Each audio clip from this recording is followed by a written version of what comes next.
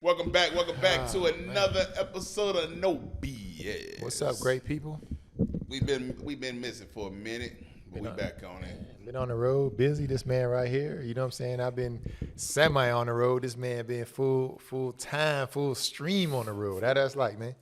It was good, man, for the most part. Yeah. Whole month of June. Part of since May, really. Mm-hmm. Been gone.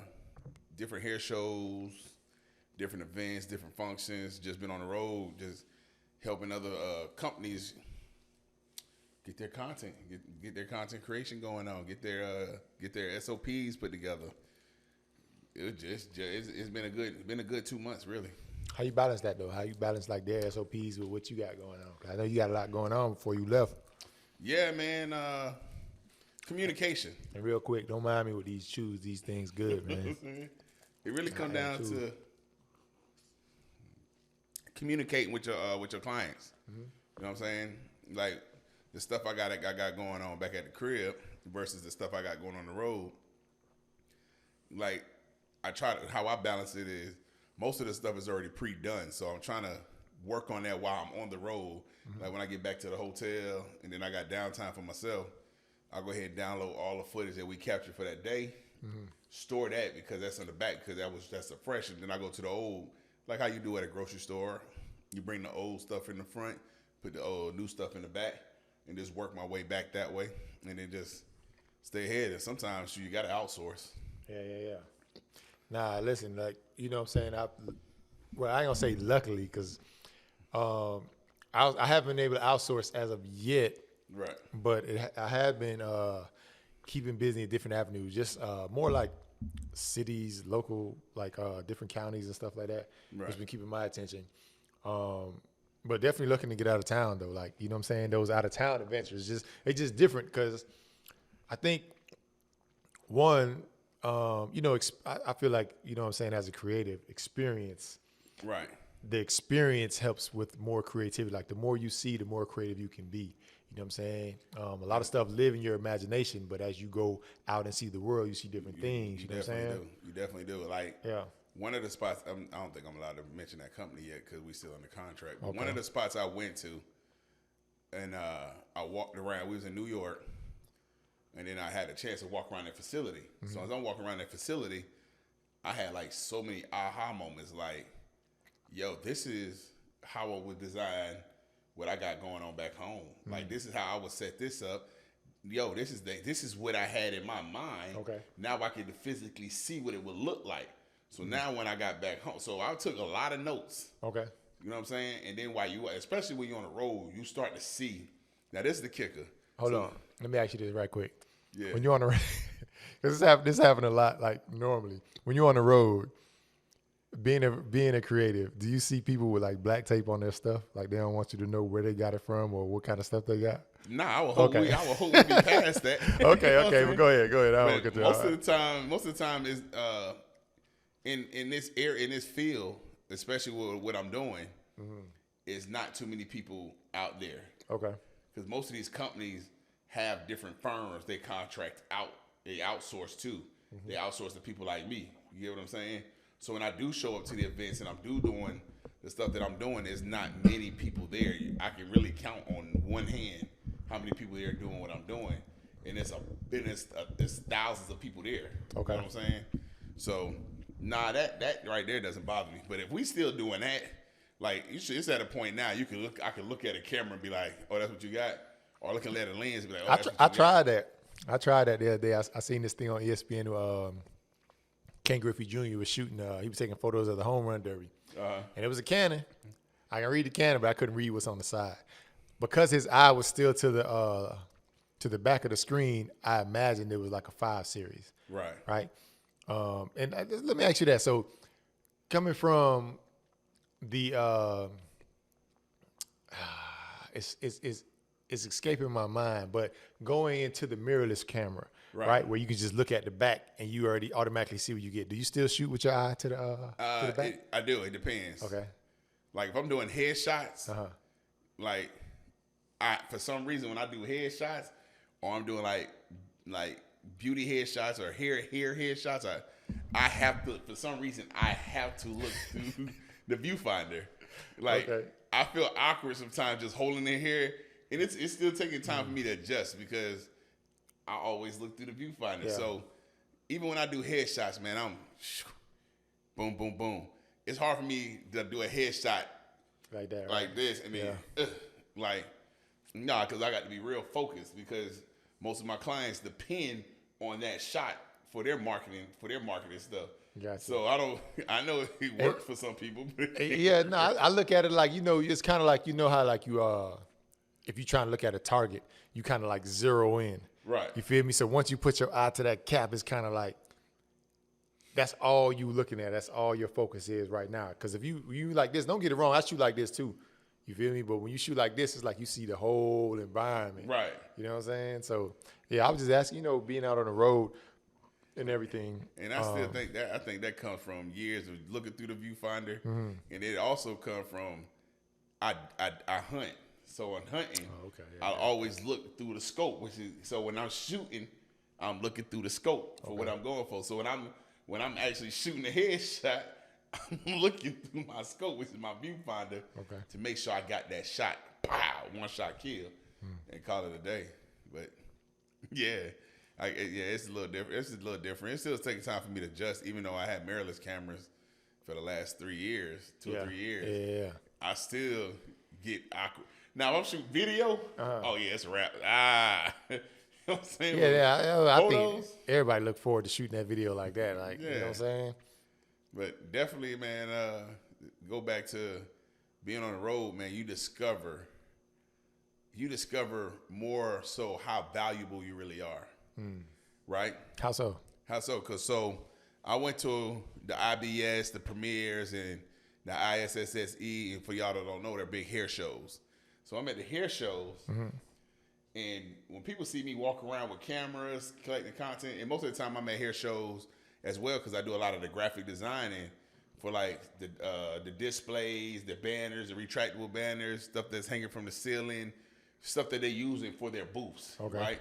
So when I go to the hair shows, one, I'm looking at the booths to see like, okay, what's popping? Okay, all right, so I can see what other people like on their booths. So when I start doing my shots or doing different things, I have a better idea based off of everything that was in there compiled. You get what I'm saying? So I take pictures of all my favorite booths that attract me the quickest. You know what I'm saying? Yeah, that makes sense. So, but while I'm doing it, I'm walking around, and then I see a lot of my work. But this is where the kicker come in. So when you walk around and other people be like, oh, can you get me on your camera? And I be like, yeah, shit, sure, what's up? Well, I want to do this, and I want to do this.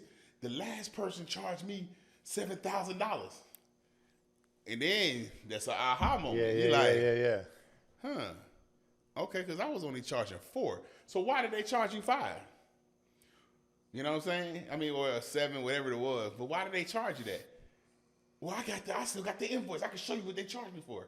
Well, okay, you don't mind me seeing it. Well, you don't pick up some information along the way then. So now, and then you start going through, and then you got, you know what I'm saying? I traveled to several of these shows and these companies, and then everybody, you start hearing everybody pricing now.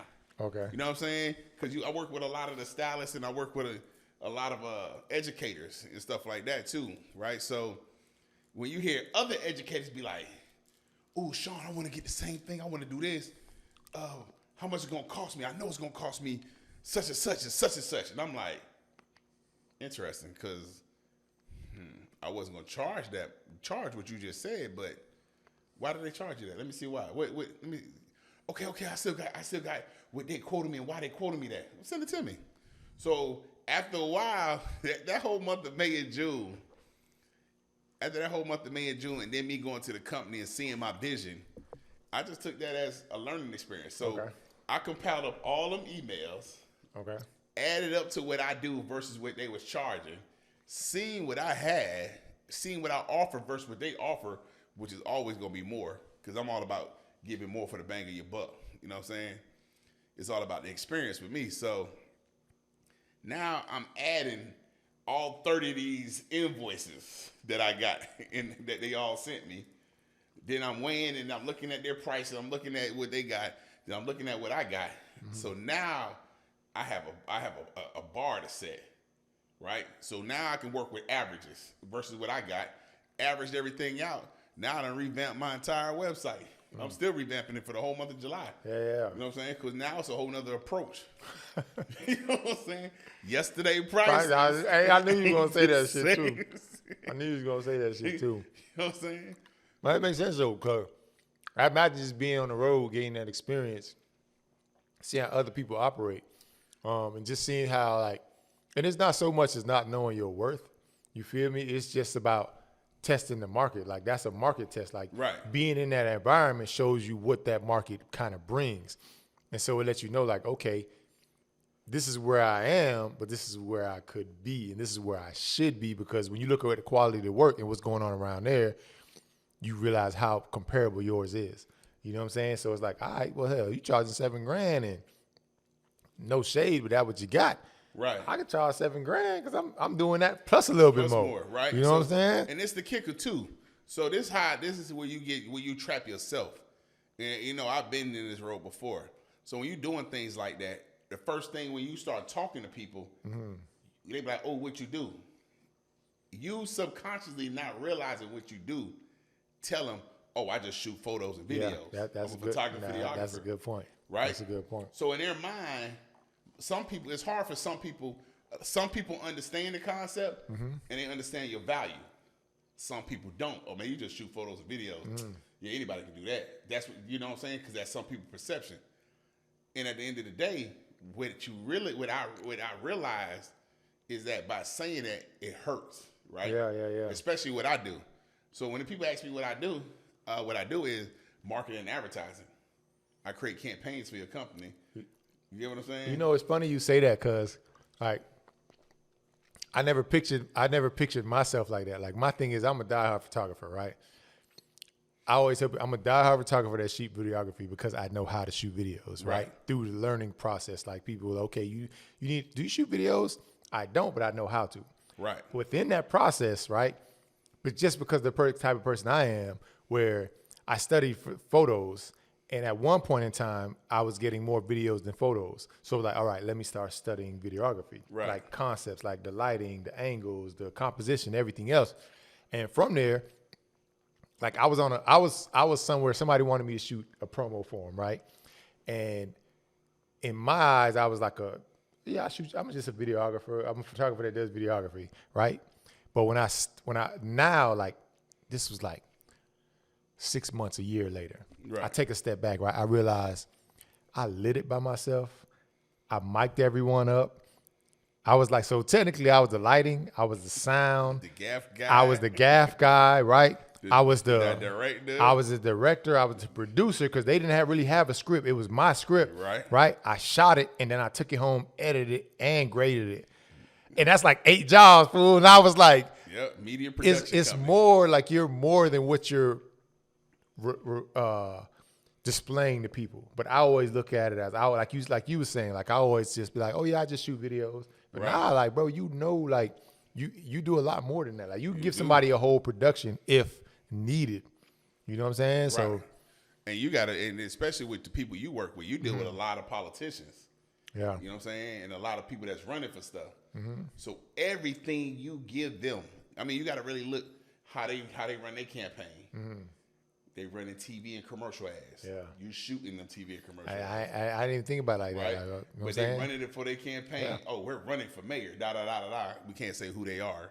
But with this stuff that you're shooting, they're using that to compete against other folks. Every photo that you took is going on billboards and flyers because they competing against other folks. So you're really putting a whole campaign together for them, not realizing what you're doing. And you know what's crazy? So let me tell you, my approach to it is I take every project as it come, right? So I take it as like I'm indulged in this experience. Like, for instance, if Shawn Maxwell was to hire me to shoot Shawn Maxwell at his event, I will get everybody else in the party. I wouldn't care, like, if Mariah Carey showed up. Right. You know what I'm saying?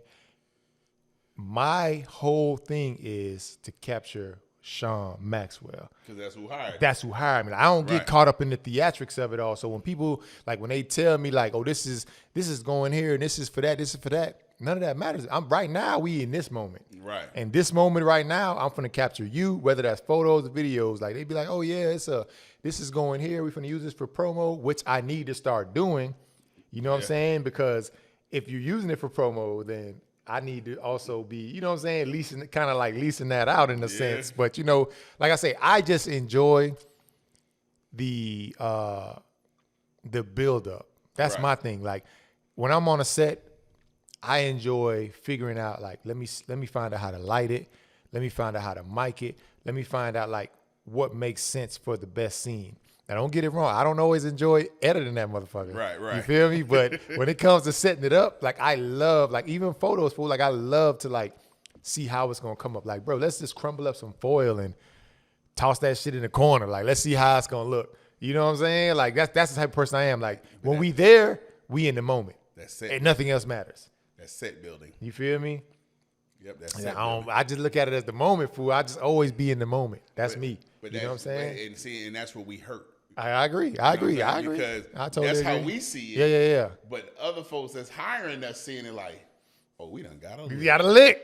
We done got a lick. Yep. You're right, though. You know what I'm saying? Right. Why? Because they don't really value you the way you think they should. You're going in the situation thinking like, okay, they understand the situation. Yeah, but they don't. In reality, they don't, because their perception is their reality. Oh, he just shooting that. Yeah, he gonna send it to me. He gonna chop it up. Oh yeah, he just shot that yesterday. They calling tomorrow. Oh, let's go. Because you know, it's a lady. So I did this thing with this lady, right? She called me one time, and it was a virtual show. And she called me and she was like, yeah, she wanted to know how much I charged to shoot it, or how much I would charge for future references. So she already had a show shot on her phone, right? So I just chopped it up for her. But for future references, she wanted to know like, how much do you charge to shoot? And so, you know, I gave her a price and she was like, and then how much you charge to edit? Or her question was, and do you know an editor? Right. I was like, oh, I edit. She was like, what? She was like, you shoot and edit? I'm like, yeah. In my mind, I'm like, doesn't everybody? Nope. You know what I'm saying? Like, and she was like, oh, because most people don't shoot and edit. I was like, for real? And this is exactly what I told her, fool. I was like, me and my homeboy, I'm like, that's the way we came up, so that's all we know. Right. Like, we know if we shot it, we got to edit the shit. Like, so we didn't know anything different. But she was like, oh, no, I don't.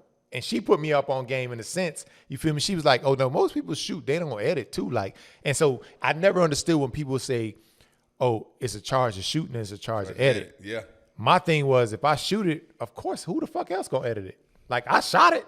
Of course I'm going to edit it. You know what I'm saying? But in my mind. But in their mind, they like you said, oh, I just hit a lick. Oh, right.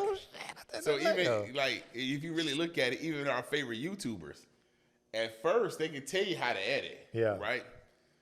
But if you look at your favorite YouTubers, all they doing is shooting the content and sending it off, or have an editor in the studio knocking it out for them. Yeah. Which allow them to keep on dropping all the content versus us. Dog, I got so much vlog footage I'm supposed to drop, but I got to do work and editing. My dog gave me a DJI pocket to carry around with me, boy. At least I'll be shooting my ass off. I ain't edit shit yet. You know what I'm saying?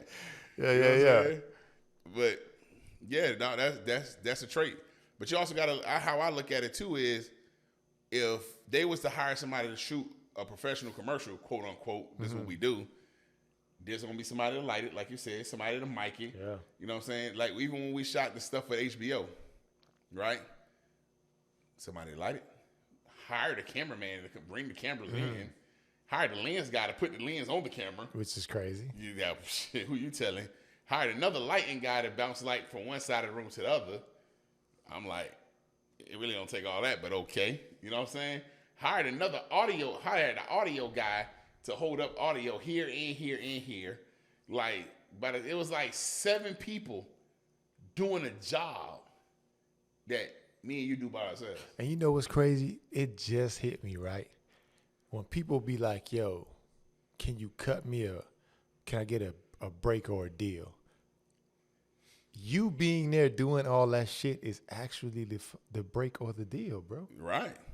Like that shit just dawned on me just now. Like I usually don't, cause I learned, I can't remember Buddy's name, but he's a Asian guy that on YouTube that teaches about, he does graphic design. Chris something, I think his name is.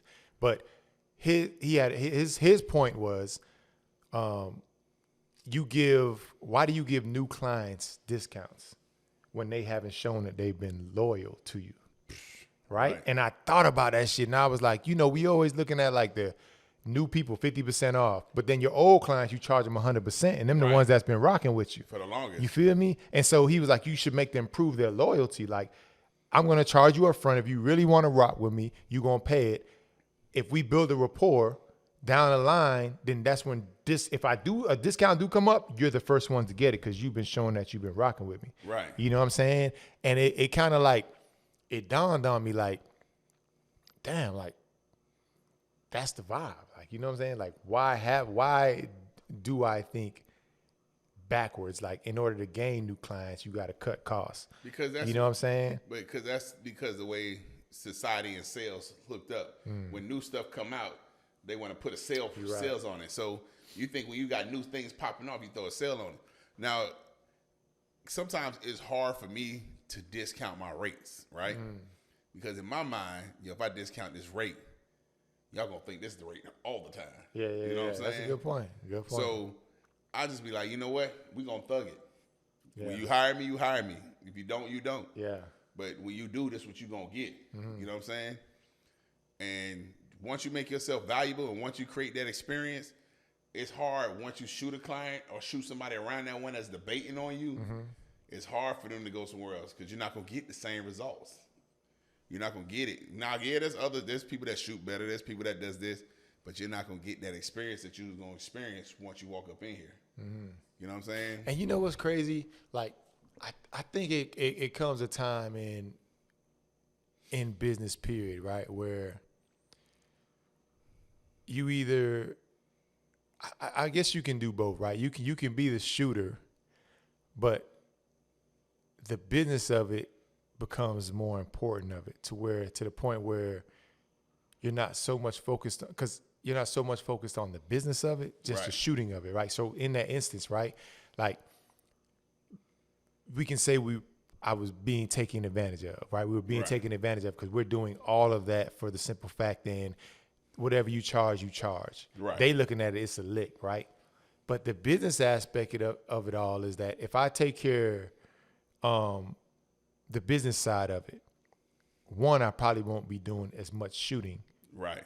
And then two, the type of clients that I garner will be suffice because I've handled the business the way I need it to be handled, right? It's right. Instead of focusing on just shooting and feel like you're being, because it's nothing worse, bro. I don't care what job you in, right? Whether it's, because hell, they was just the pilots were just striking not too long ago, and I forgot where they were, Delta. Right? And it's like you think about it, like I don't care what field you in, if you feel like you being taken advantage of, bro, you done, like you tapping out in some shape, form, or fashion. You definitely tapping and it's out. Nothing worse than going to a job, saying okay to the job, and then on the back end internally feeling like you're being taken advantage of, when in fact you put yourself in that position. You did. That shit right there just be like, oh, mother, because you can't be mad at nobody but yourself. But yourself at that moment. You feel what I'm saying? Yeah. But I think the business part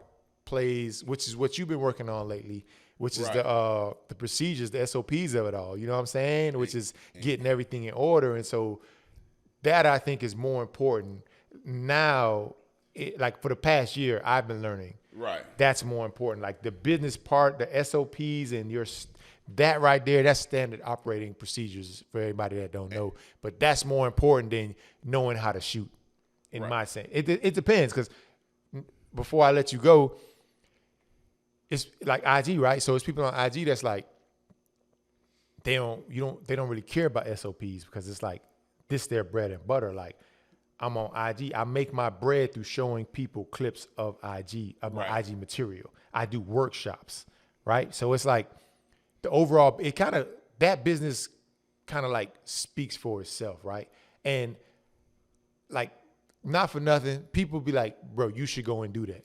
You know what I'm saying? But I always feel like everything I know, people should know already until you realize people don't know it. They don't know. You know what I'm saying? And so this is how some people are like the people I used to look up to, I ain't gonna say look up to, people I used to watch on IG, now that I know the stuff, right? I look at it and be like, bro, y'all shamming. You know what I'm saying? Yeah. Like, bro, y'all shamming. Like, this is basic principles right here. Really? You know what I'm saying? But I guess that's after the fact. But workshops, so and they ain't no shade or nothing like that. Don't get it twisted. You know what I'm saying? Never been that way. But I'm just pointing something now. I'm just trying to make a point about business between, like, you know, it depends on how you want to handle your business. SOPs and like corporations, like what he got going on, or like, you know, it's all about the niches. Like my lane is IG tutorials, and if people see this highlight, I can sell workshops. And in his instance, it's like companies see my business. I'm trying to put together a platform. So when a different company step to me, it's all laid out already. It's all laid out. So yeah, that's basically what I was trying to say in a nutshell. Yeah, so the reason why I started focusing on my back office is because I learned without that back office, I can't move forward, right? Mm-hmm. And I'm gonna tell you why. So right now, I'm just running and gunning, freelancing because I know the bread coming, right? But as the contracts start rolling in, the more people start rolling in, they don't really have a place to go. Mm-hmm. Then I look at the companies that getting the same thing, but their back office tight. You touch that website, it's boom, it's already responsive, it's automated, it's already gauging you. Mm-hmm. You know what I'm saying? My website wasn't gauging. So I was like, you know what? I'm gonna take this money and I'm just gonna focus on my back office, focus on creating the SOPs, focus on getting the memberships, focus on payment plans, like focus on stuff that I know once I go back out there marketing and looking and getting the clients that I want, it's easier for them to navigate. You know what I'm saying? And that makes me feel, because when I talk to somebody that's out here doing master classes and out here and they're dropping pictures and photos every day, they dropping their content, they're dropping their marketing, they're dropping the companies they're working with, it's running out smooth versus me. I feel like I'm playing catch up. Yeah. You know what I'm saying? But then when I look at it and look at it from hindsight, Shawn, what are you doing wrong? You know what I'm saying? You know what I'm doing wrong? My back office ain't tight enough. You know what I'm saying? Let me tighten that real quick. So now it'll be dropping, and it'll flow a lot better. So I definitely had to take the time out to do it because I see how the clients are coming in and how people are looking for me and how they're trying to get things going. Yeah, the automation is key. The automation is save you, but like I got a semi-automated system. It's not fully automated. My thing is, because most of that's what, like, so I know you get on me all the time about the IG, right? Right. But it's crazy. Like, since I've been on there, I did go on a spree where I was posting, right? And I was reeling, and it's like, bro, to this day, bro, I have yet to get how can I say this? I have yet to get an actual client from IG, right? So all my clients come from me going out, and because I'm a personable type of person. Like, if you see me, or if I can put a face to it, you know what I'm saying, or a hand to it, or some words to it, you most likely will work with me. You know what I'm saying? And IG is, that's why, like, you always be like, you need to post. And I post when I post, but it's a lot of people that I work with, it's always a project, so I can't post it. Like, I work, it's working, I have things, but they can't be released. Some things never get released. So it's like I'm stuck on a project I worked on that can't be released. Hey, that's why I vlog. You know what I'm saying? And exactly. So listen, it's plenty of times my thing is this, you know how I've always been, right? I've always been kind of like to myself, right? If you know me, you know me. If you don't know me, you either like me or you don't like me because you don't know me. Yeah, you know what I'm saying? Like, that's just how it is. Like, people be like, man, I don't like him. But they don't know why, because they don't know me. But if you get to know me, and if I let you know me, bro, I'm a good ass time. Like, you know what I'm saying? I just like to have fun. You already know how people feel about me. You feel me? I already, exactly. I don't like that. So it's kind of like, that's how I am with IG. Right. You feel me? And so it's like, I get out there, I post, but I haven't gotten any viable clients that be like, hey, 'cause like all the leads I have gotten from there, even with the work that was on there at the time when I was posting everything else, it never goes anywhere. Like, you know what I'm saying? But the people I can actually touch or see, or if I bump into them somewhere and I'd be like, hey, blah, blah, blah, blah, Right. those people I always wind up working with. So those people I focus on. Like, I just shoot them my website. Like, you go to the website, you can go check out IG if that's what you into. Right. You know what I'm saying? And mine's usually work both ways. 'Cause I get clients from IG, I get it from Facebook, I get it from Yelp, I get it from Instagram. I mean, well, it's IG. Shit, I got people from TikTok. You know what I'm saying? But I'm constantly on there. Yeah. Like I'm consistently dropping something, and the wordings that I'm using draws the client back. So when people go on Google and be like, "I'm looking for this," the way I word it, I pop up regardless. So when I pop up on all them platforms. So now it's like, yo, this dude at the top of everything, right? You know what I'm saying? The SEO game. Now I be on the SEO. Like I found out how to do the SEO. I'm saying like the SEOs and the Google reviews and all the other good stuff. Like I found my kind of like niche in there. You feel me? How I venture off in there. And if y'all don't know, by the way, if you happen to take a picture, we in Atlanta, or I'm in the Atlanta area, or you're gonna make wherever you at. If you're in the area and you take if you're in a particular place and you take a photo within that area, go to Google that place, and then drop that picture in there to have all your information on there. And I'm still getting hit up. Me too. Like I shot a wedding at Ashton Gardens, and the picture got like over 150, like almost 200,000 views. Like, because when people go to Ashton Gardens for weddings, that's the picture they see. Right. You know what I'm saying? So that right there is, you know what I'm saying? And Google will hit you up like, oh, thank you for your images, blah, blah, blah. Yeah. You know what I'm saying? Like they'll hit you up. It remind me like, damn, I forgot I put that on there. Yeah, they hit you up. You know what I'm saying? You got an email, oh, you took this shot? You feel me? Look, can we work? I'm like, so, you know what I'm saying? That's the type of vibe I'm on. So, and I guess my thing is like, I just be floating so like, low key, but high vibration. I like that. Low key, but high vibrations, dog. You know what I'm saying? That's the type of vibe. Like if we vibing, if we round, like I'm definitely gonna work with you.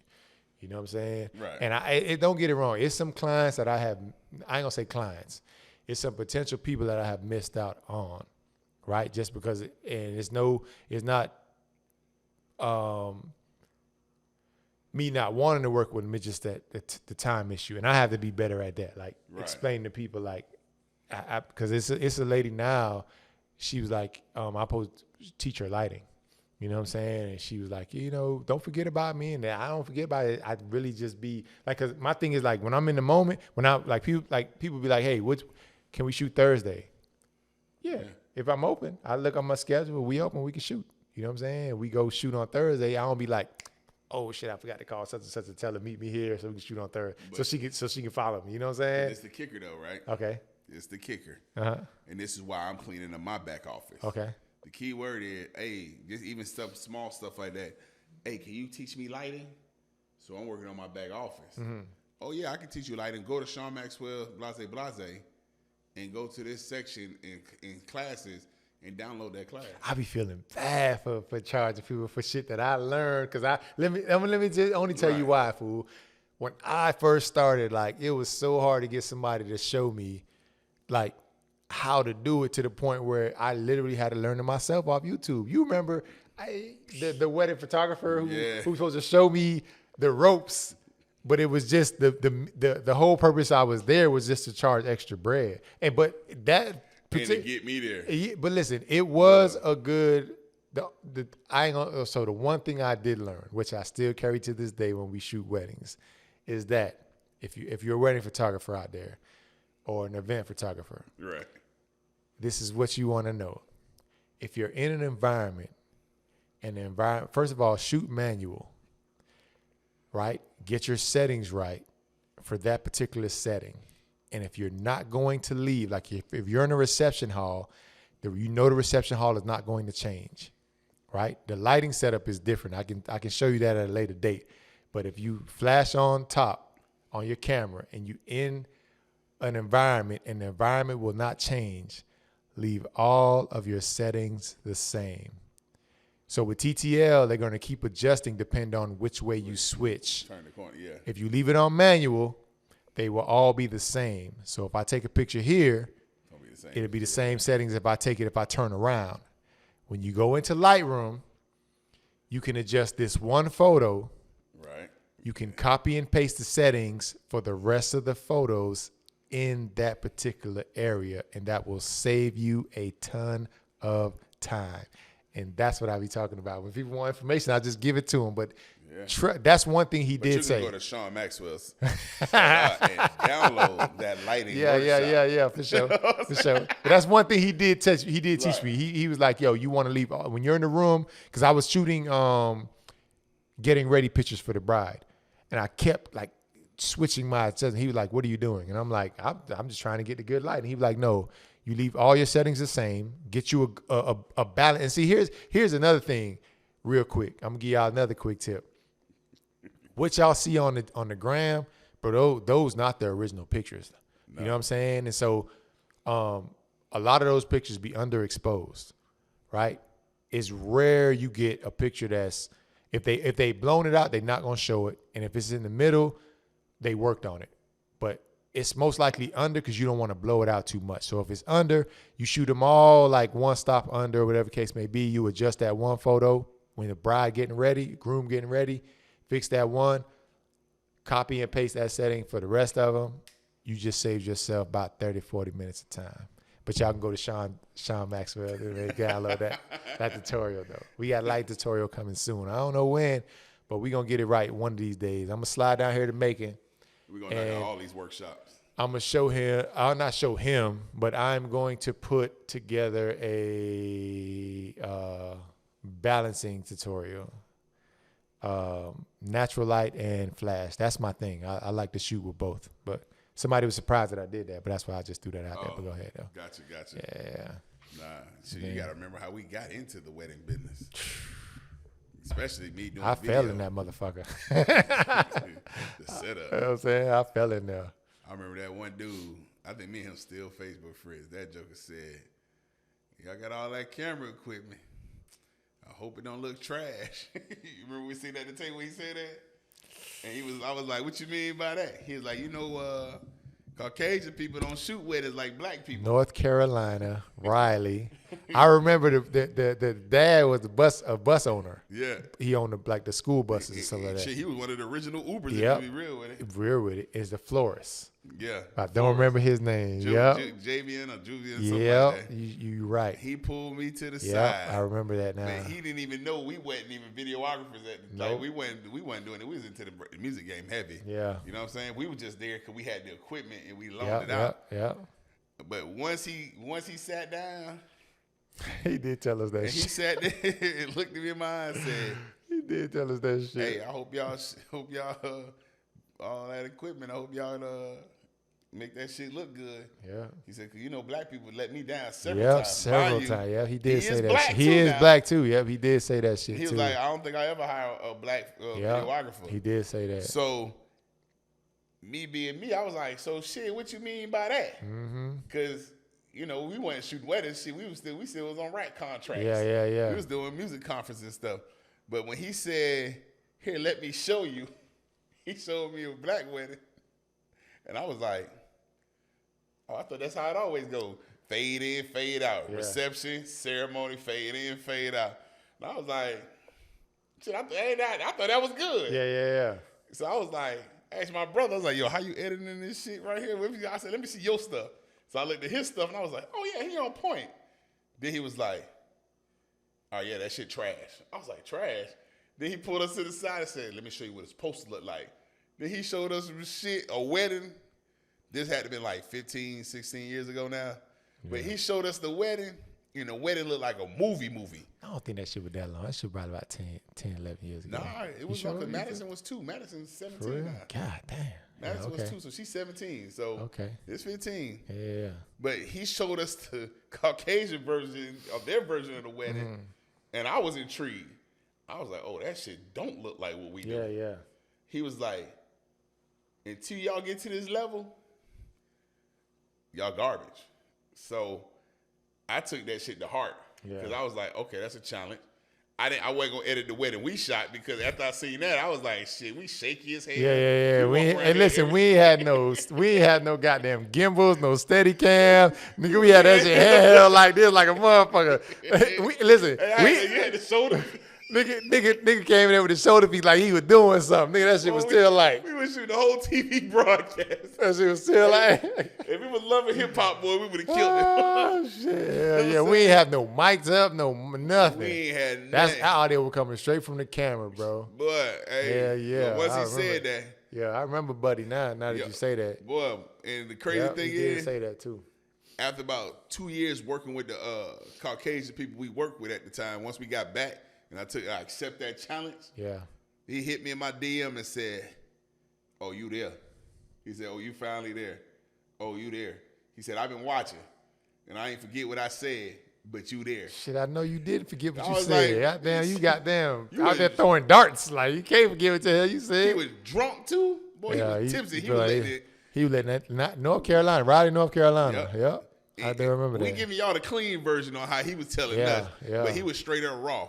Yeah. You know what I'm saying? So once he said that, I was like, all right, that goes accomplished. I still remember that. What was the first wedding we shot solo, though? That shit, I look back at it now, and boy, listen, I be wanting to call a couple. You giving their money, man.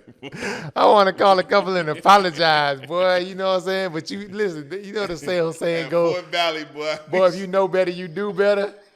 Boy, listen, I was like, Lord have mercy. They boy. paid us for the effort. Cause one thing but for no, certain. They liked it though. Oh yeah, that's what I'm saying. Like if that's my thing. Like, and so okay, so go ahead, and then I'm gonna pivot off. They loved it for what it was back then. Yeah, okay. But now that we have matured, grown, quality, and the way we approach the situation has changed. Yeah. So now when you look back at it, it was good for back then. Yeah. And it's kind of like I was talking to somebody last week. Mm-hmm. So we was looking at like 90s hip hop videos and like 90s sitcoms, right? Mm-hmm.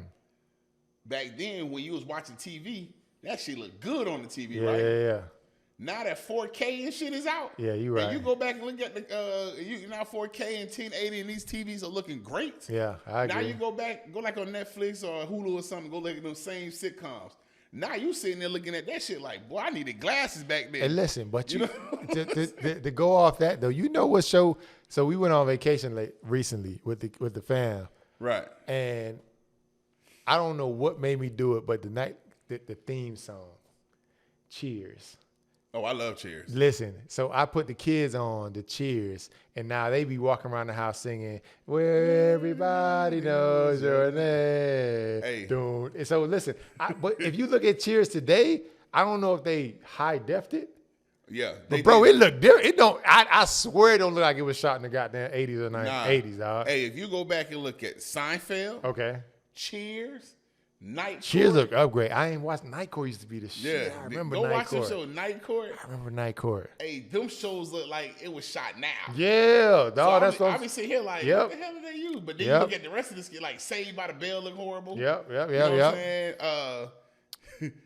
Give Me a Break look horrible. Oh, let me tell you. So let me venture off. Well, we on the same subject, but anyway. So I had a movie night with the kids, right? Right. And I told them, I'm like, this week was gonna be my week. Every week, everybody get to pick a movie they want to watch. Right. So I'm like, we finna go back into the 80s. You feel me? Because I'm trying to, my thing is this, right? I'm trying to, I don't want to force feed them, but I just want to know how good. I grew up, I was an 80s baby. Right. You feel me? But the 90s were great. I love the 90s and the 2000s. You feel me? I love today too. Don't get it twisted because how far we came, but it was so much pure and authentic back then. Right. You feel me? So I was like, we finna, when it's my turn to pick, we gonna pick something from the 80s. Right. You know what I'm saying? And so they ain't want to watch it at first, whatever case. And I was gonna let them slide at first. I was like, you know what? Don't worry about it. It's a hassle. And then I was like, you know what? I'm creating memories and moments. Nah, everybody bring their ass back to the couch, nigga. It's my turn. It's my turn. I endured with y'all. You know what I'm saying? And I told my daughter that. I'm like, bro, I was finna watch this dumbass Disney show you finna watch, but we finna watch this. So they both agreed on We flipping through the 80s. Right. They both agreed. I told them about Gremlins. I told them about Gremlins used to be my movie. Right? Terminator, but they was like Terminator. My son, he just wanted something that blows up.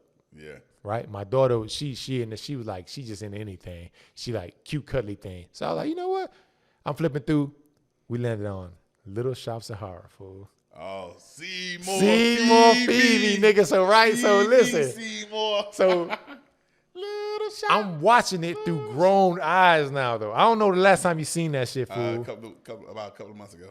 Listen, when you watch it, because my son was like, why they keep singing every goddamn, like he didn't say goddamn, but he was like, in his brain, he was like, why they singing every other goddamn word? Like, you know what I'm saying? Everything is a goddamn word. It's a musical. It's a musical. Yeah. But when you, as an adult and as somebody who does media now, when you watch it, fool, they shot that shit like a fucking scream, like it was a stage and it was going from set to set. It was a movie, but it was going from set to set to set really to set. One solid shot. That's it. Look at the fool. Let me tell you something, fool. They looking at it as, and they liked this. They liked it. You know what I'm saying? Because my son was like, he loved a plant that's eating people. That's him. You know what I'm saying? And then I told him, I promised him explosions, and Seymour wound up blowing up at the end.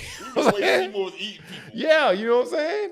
And my daughter she was just like, so I was like, everybody got what they wanted out of the movie. Me, I looked at it, fool. I saw the lighting, the way they lit it, the way people came in, the way they was singing and they was transitioning. Like Seymour was singing, then the girl was singing, then all the like bums or people the homeless people that they had on that they was passing the street was the ad libs and they was the chorus and the chorus.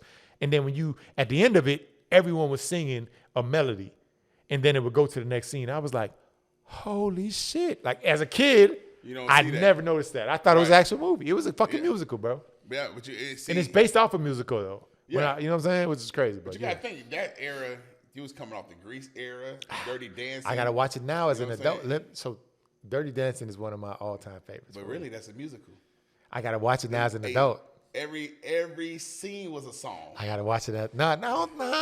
I don't think it was as heavy as Little Shops of Horror. It's not heavy, but it's still a musical. Like they got some acting in it. Even Grease. Grease is a musical. I know. They acted. Okay. They was acting. You know what I'm saying? Okay. But most of the movies back in the 80s, if it wasn't Kung Fu or Star Wars, it was a musical. Then it was a musical. All right. Because that's how I grew up. Like even to this day, I walk around the house, and it's to a point. Me and my youngest child, we'll just bust out with our own musical in the house. Gotcha. Because we watched a lot of them shows. You know what I'm saying? We watched, like, music was everything. Yeah. We were watching West Side Story, Cooley High. Like, it was musicals, man. Basically, what was in the 80s? Mm-hmm. 80s. And I want to make sure the 80s. What would be your top? I'm going to let you do your top 5, or we can go back and forth. You name one, I name one. Top 5 movies in the 80s. I don't remember the 80s like that. Like, I remember. But I guarantee you there was an 80s movie that you watched in the 90s and didn't realize it was in the 80s. It was in the 80s. Yeah. I probably got to use Google. But definitely in my top is Grease. Oh, yeah. Like, people look at me and they be like, nigga, you watch Grease? Okay. Yeah. Okay. I watch Grease. Now we going to do it. 80s and 90s combined. This way, just in case. Oh, that's top tough. 10 and not 5. Top 10. Okay. Your top 10 movies. Let's go. Damn, that's tough, boy. I'm going to just name what I can name. The movies that I like that I know I can watch over and over again. Okay. When did Love Jones come out? Love Jones came out in the 90s. Okay, no, definitely. That was 90s. Okay. Love Jones, in no particular order. All right, that's one. Grease. Hold on, let me put this let me put this down so we can see. Okay, yeah, no particular order. Right. And I gotta think of the Love Jones. Yeah, Grease. What's the next one? Ghost. Yo, you was a Ghost fan? Hell yeah, nigga, I love. Oh my darling, when she was doing the little goddamn Sam, I see you, Sam. Hell yeah, push the penny under the door. Hell yeah. Okay. Goddamn Ghost, my shit. Golly. What other movie? When did Three Strikes come out? Three Strikes? Hold on. You talking about with old boy running? You talking about? It's only because it holding. Listen, it's only because it hold a particular memory in my like, mind, fool. Like, listen. He was holding you like this. Listen. He went to jail. No, that was with that was not Money. I that know was Money. That was Money Talks with he went to jail. Chris Tucker. But Yeah, he did go to jail though. He was in jail. I don't know if he was in jail with Faison, but bro, that movie right. Listen. That he escaped jail. Side note, that movie right there, fool. Oh, so you got 3 strikes on your list? Nah, I got only that's sentiment. That's like a runner-up. But so you want to take that down? Yeah, take that down. But that was always in rotation, dog. Okay. Let's see. Movies from the 90s that I liked that I can watch over today. I fought with Braveheart. Okay, I got Braveheart there. I fought with Braveheart. I don't want to. That's 4. Yeah, I know. I don't want to. Strictly Business was good, but I just watched that because of Holly Berry at the time. I ain't gonna hold you. Damn, why am I drawing a blank, fool? I got some like movies that I thought you were gonna say Boomerang or something. Yeah. My bad, foolie. My bad. Boomerang got me thinking the way I think to this day for some reason, fool. Like, listen, there's one scene in that movie. Boy, listen, to this day, I don't know. To this day, I don't know why, fool. That's the only thing that kind of like stick out. I be looking, I be like, damn. Ain't nothing like a pretty girl with ugly feet. But anyway, Boomerang. How much that is? That's only 5. That's only 5. That's only 5. Yeah. I probably got one on this list that me and you agree on. Yeah, I know you probably got like Beat Street and shit like that. I do. I know. I already know it. Last Dragon and shit like that, which was good. They were good, and I could watch them when they come back around. Yeah. When did Friday come out? Friday came out in '93. I love Friday. I love Friday and the third Friday. All right, that's 1, 2, 3, 4, 5, 6. That's 6. Okay. I love the Friday series. Damn, what movies? Hold on, let me look at my phone real quick. Cause it's some movies that I like. Like I like Higher Learning and shit like that. I don't know if they were like my favorites. Higher Learning was 90 though. Yeah, I know, but I don't know if they were like my favorites. But they movies that I can watch. To this day, you feel me? Like if they come on, I'm not gonna turn them. Basically, gotcha. Just like White Men Can't Jump. Let me see what else they got. Menace to Society. Okay, definitely. Menace to Society was my shit. What else they got?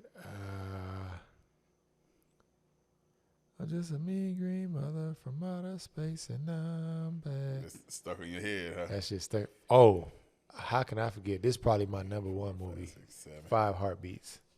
Zang. Okay. 5 fucking heartbeats. Boy, that is my shit. I must have watched that movie over like. Oh, it's a classic, though. 50 times, maybe more, bro. I ain't gonna lie to you. I used to watch that shit when I first moved to Atlanta. I used to watch that shit every fucking day. You got 2 more. All right, I got 2 more. You got 2 more. 2 more. Above the Rim was good. Poetic Justice was good. You want Poetic Justice? Nah. I'm just going through the list of what's. You know what? See, this is a. Can I get a runner up before I get my other 2? Okay, what's the runner up? Mannequin. I fuck with Mannequin because that was a good because movie, of the song, bro. Like that song. Every time I hear that song, Mannequin runner up. Every time I hear that song, fool, that song kind of like. I don't know. That shit just kind of make a nigga vibe all the way every time I hear that song. And we can build this thing together, standing strong forever.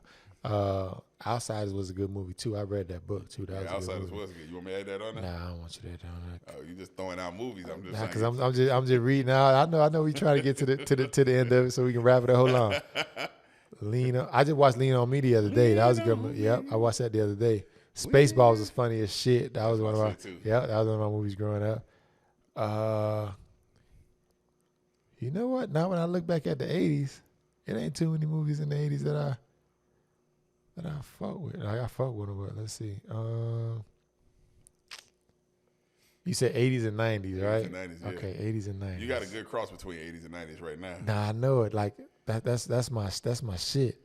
Hold on, I'm gonna get it with you right now. Hold on, so I know this ain't showing because I of course like Juice, New Jack City, like Set It Off. Like these are shit that I like, but I'm trying to think. And the Fifth Element was a good movie. I fuck with Fifth, but it's not something like I would watch. You know, and to be honest, I never really fucking watched Pulp Fiction all the way through. What? Yep. I was into like comedies and drama and shit like that. Above the Rim was good. I go Belly. Okay, you want to add Belly? I want to add Belly. All right. Yeah. Belly is definitely a what's the name. And one more. And you know what's crazy? As soon as you say something, that shit gonna fucking pop into my head.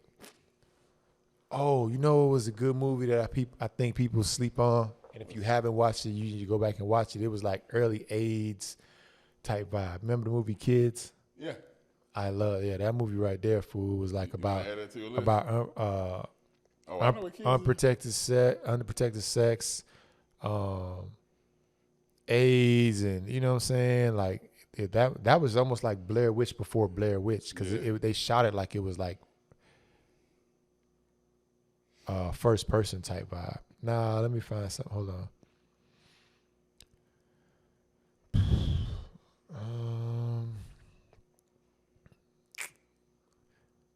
Damn, bro. And you know what? When I look back at these, people don't even consider. I've been reading this book lately called The Art of Storytelling. They don't even consider these like good story plots or good cinema in their eyes. Let's see. Damn, one more. I don't just want to throw no random in there, fooly.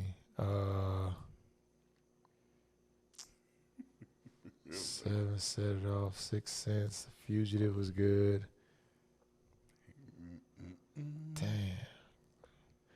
Oh, it gotta be. They say Goodfellas came out in '99.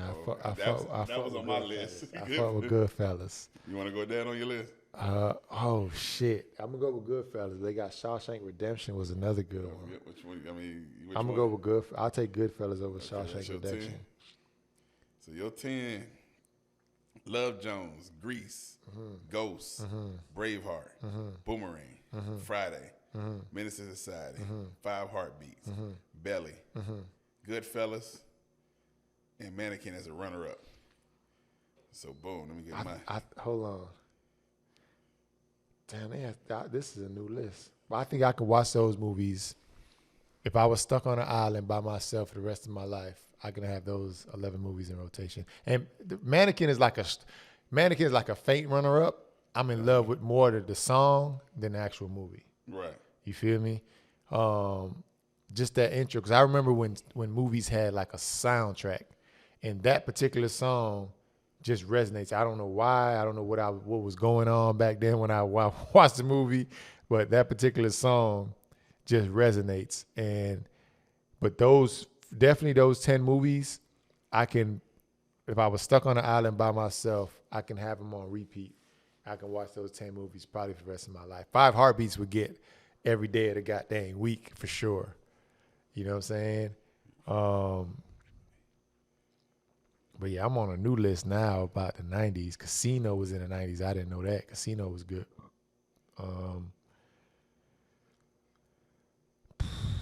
What else is in here? Oh, they got Braveheart. Have you ever watched Eyes Wide Shut? I never watched that.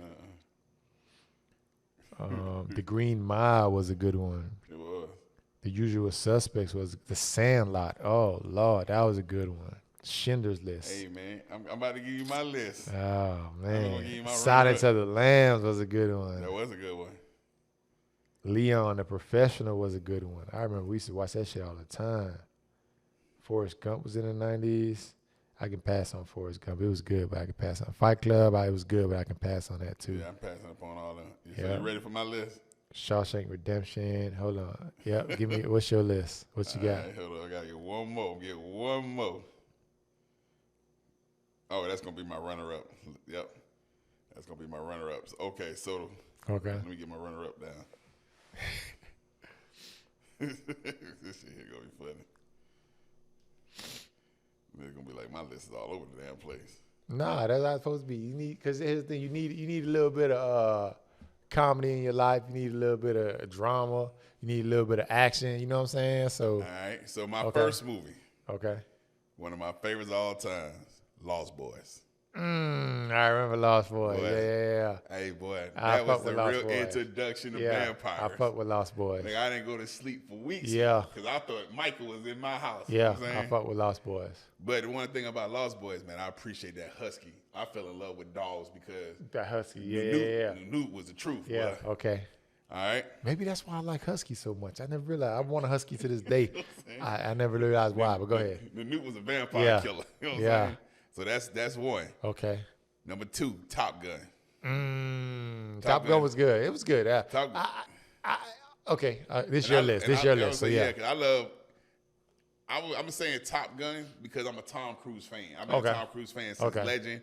Because I could have went with like all the Mission Impossibles. Like I never got into them, but man, there's certain actors like on my list that I'm just gonna go to the main movie I like, but I can watch all their stuff back to back. So Top Gun. Okay. Right? Dog, this is probably the most legendary, smoothest, craziest movie ever. But it's always gonna go down in history, right? Bloodsport. Bloodsport. With Van Damme. Yeah. Throwing the salt in the eyes and he was fighting Bolo. Okay. Yeah. Okay. So boom. All right. Okay. And that's when Van Damme was at the top of his game. Okay. All right. So here go the other one, right? Juice. Okay. You know what I'm saying? Okay. Because nigga, I wanted to be Quincy. Quincy had the old hoes Okay. at the time. Yeah. Okay. We can get Quincy. Right? But then I also was a baller, so I had to go with above the rim. That's what I'm saying. Both of them was on. They was there. I can see that. I can see that. Tupac was in both of them, right? Okay. I can see that. So then I got Into the Dragon. I could list any Bruce Lee movie. Okay. Like, I got all the Bruce Lee collections, even the new stuff where he ain't even acting in it no more. I showed the kids that shit the other day, like 2 weeks ago, 3 weeks ago. Yeah. Okay. Bruce Lee. So that's Into the Dragon. No, this got to be one of my favorite movies of all time, though. And I've watched it 3 times since it's been on Hulu. Big Trouble in Little China. Oh, yeah. I fuck with that. I fuck with Big Trouble. See, I was gonna say I forget about that. Those shit I used to watch all the time and shit. But Big Trouble in Little China, I can fuck with that. I can definitely fuck with that. All Kurt Russell. I can fuck with that. Movie. Yep. Overboard. I was gonna put Overboard on it, but it's Kurt Russell. Yeah. That's a good runner up though. Yeah. Yep. Right. I remember Big Trouble in Little China. Next one is Rocky. Okay, I can see Rocky. I'm a Rocky fan, so okay. Not sorry to cut you off. I just watched. Oh, you remember Over the Top? Yeah, that's why I picked it. Okay, Over the Top. Him I watched that on regular TV like 3 months ago. I just found myself watching. I'm like, damn, I forgot. But go ahead. His ass should have been arrested. Long time ago. Yeah, driving that fucking 18 through the fucking house. Yeah. And you got your kid. Right. Okay. Now that's Amber Alert time. Okay. But back then, it was all about arm wrestling. So Over the Top. Amber Alert time. Okay. Go ahead. But I was Sylvester Stallone, so I had to put Rocky because I knew I didn't want to put, you could have went Rambo or Rocky. Okay. Because I love all Rambos. Okay. Right? I'll probably watch a couple of them. Oh, I watched them all. Okay. Even the new one. Then Sandlot. I got Sandlot. That's number 9. Right? Everybody know about Sandlot. You're killing me, Small. If you look at my studio. Yeah, it's a post in here somewhere. Yeah. It's here. Small. Yeah. What's the old boy in here somewhere? And then the one we did agree on was Braveheart. Okay. Right? Now, this is my runner-up, though. Okay. And it shouldn't even be in my runner-up. It should be in my top 10 because I could watch this movie all day long. And I felt like I was in his shoes when I first got my driver's license, right? License to drive. I think I might have seen that like one time. But that's with Ferris Bueller? Nah, that's Ferris Bueller's Day Off. No, but isn't the same character? No, it's the dude that played in The Lost Boys as a brother. It's Michael's brother. You know what I'm saying? There was 2 brothers, License to Drive. I remember the movie, the name of the movie. I'm trying to figure out. Let's see.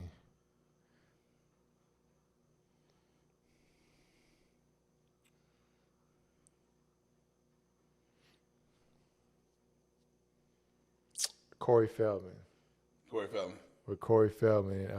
Corey, yeah, I know you're talking about now. Yeah. But That right there. I'm gonna tell you why that movie. Okay. I remember you talking about now. I'm gonna tell you why that movie was meant so much. Yeah, but the reason why License to Drive, like I said, I can relate. Okay. You know what I'm saying? Because it was a chick.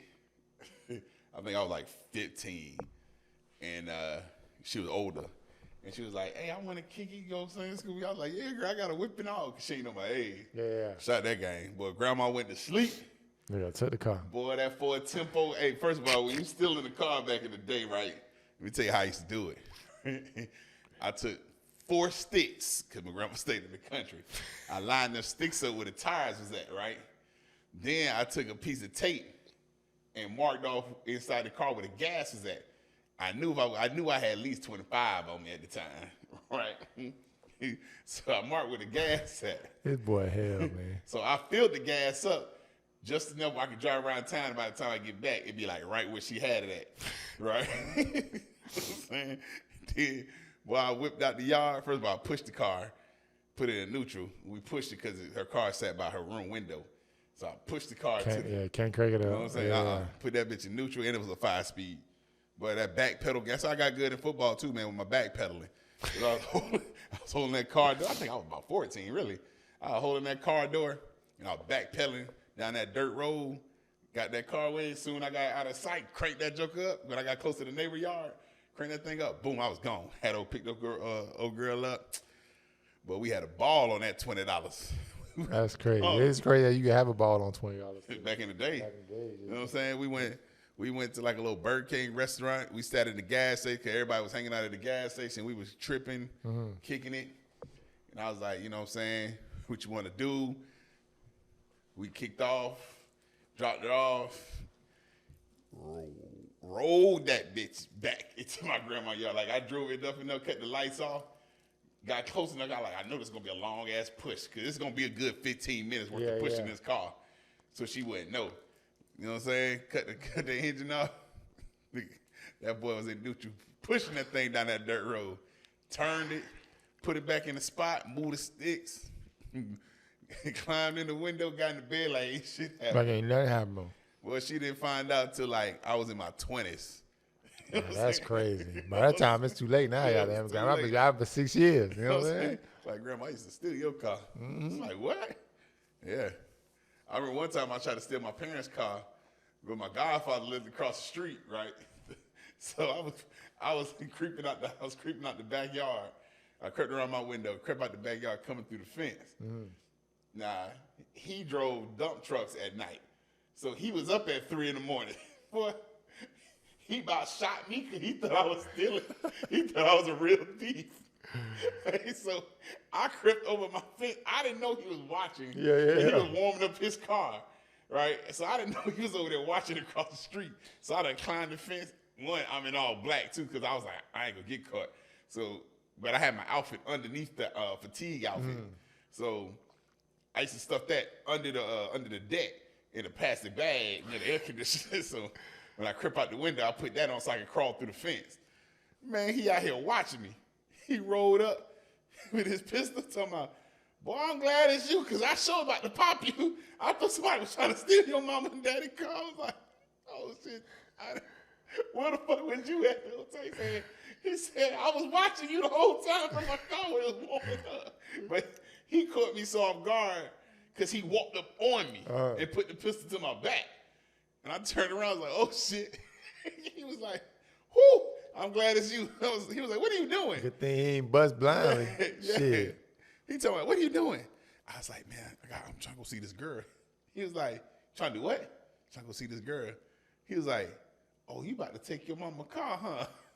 He was like, don't you got to get up and go to work at 5 in the morning?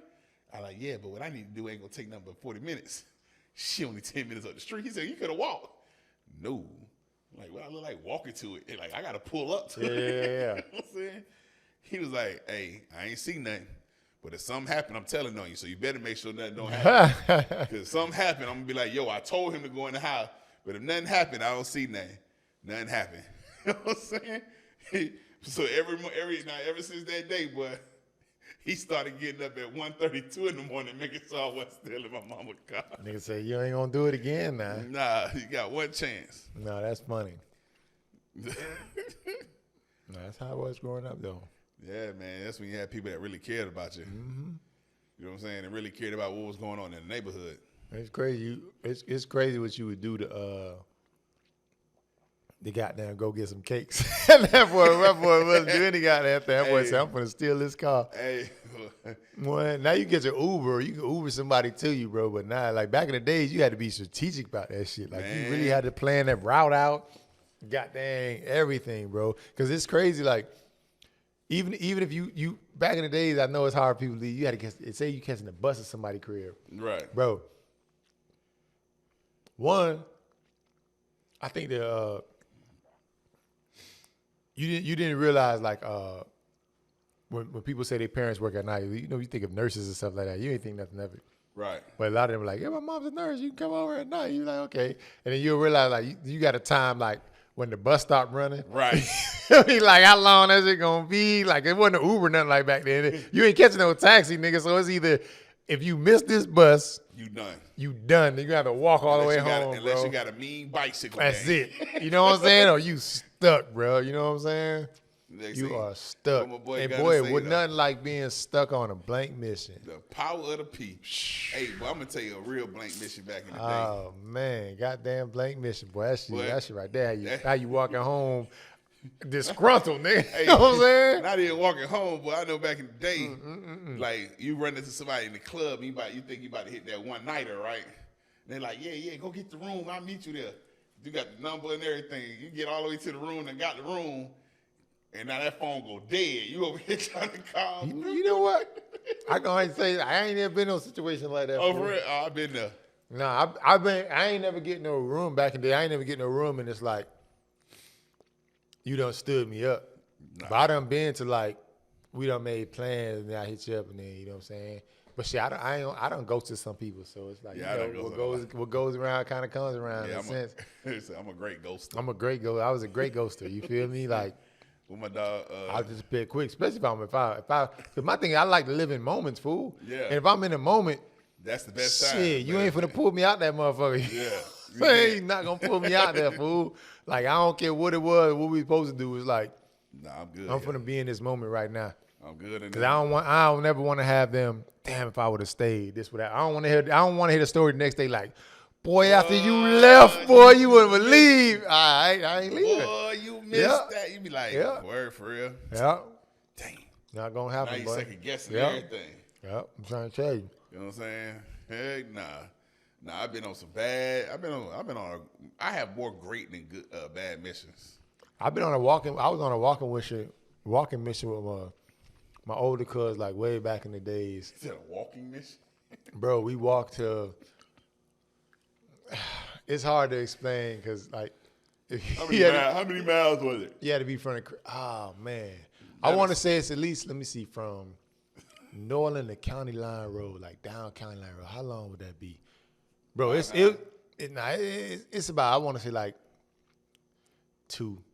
Oh, that ain't bad walk. But what made it bad was the fact that my older cuz didn't understand. He didn't peep. Because back in the days, it wasn't about, they didn't understand like being chosen. Right. You feel me? Like these days, they be like, oh, you getting chose. She choosing. You feel me? Back in the days, you just tried to make it work. Right. You know what I'm saying? He didn't pick up the vibe. We got there and it was like, it was clear. Her parents went to work. Her and her cousin was there.